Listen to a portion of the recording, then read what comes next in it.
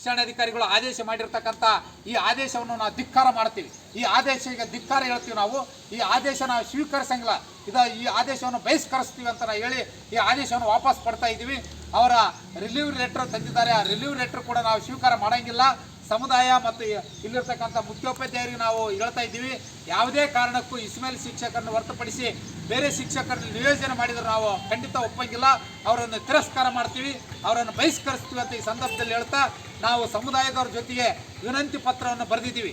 ನಮಗೆ ಇಸ್ಮಾಯಿಲ್ ಶಿಕ್ಷಕರನ್ನ ನಿಯೋಜನೆ ಮಾಡಬೇಕು, ಅದನ್ನೆಲ್ಲ ಬಿಟ್ಟು ಬೇರೆ ಶಿಕ್ಷಕರು ನಿಯೋಜನೆ ಮಾಡಿದ್ರೆ ನಾವು ಖಂಡಿತ ನಮ್ಮ ಮಕ್ಕಳನ್ನು ಶಾಲೆಗೆ ಕಳಿಸುವುದಿಲ್ಲ ಅಂತ ಈ ಸಂದರ್ಭದಲ್ಲಿ ಹೇಳುತ್ತಾ ಮುಂದೆ ಘನಘೋರವಾಗಿರ್ತಕ್ಕಂಥ ಹೋರಾಟಕ್ಕೆ ನಾವು ರೆಡಿ ಇದ್ದೀವಿ.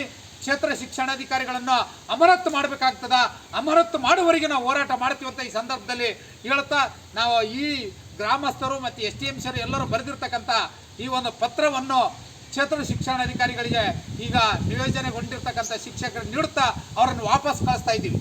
ದಯಮಾಡಿ ರಾಮಪ್ಪ ಸರ್ ಅವ್ರನ್ನ ವಿನಂತಿ ಮಾಡ್ತಾ ಇದ್ದೀವಿ, ನಮ್ಮ ಶಾಲೆಗೆ ನೀವು ಬರೋಕ್ಕೆ ಬೇಡ, ನೀವು ವಾಪಸ್ ಹೋಗ್ರಿ.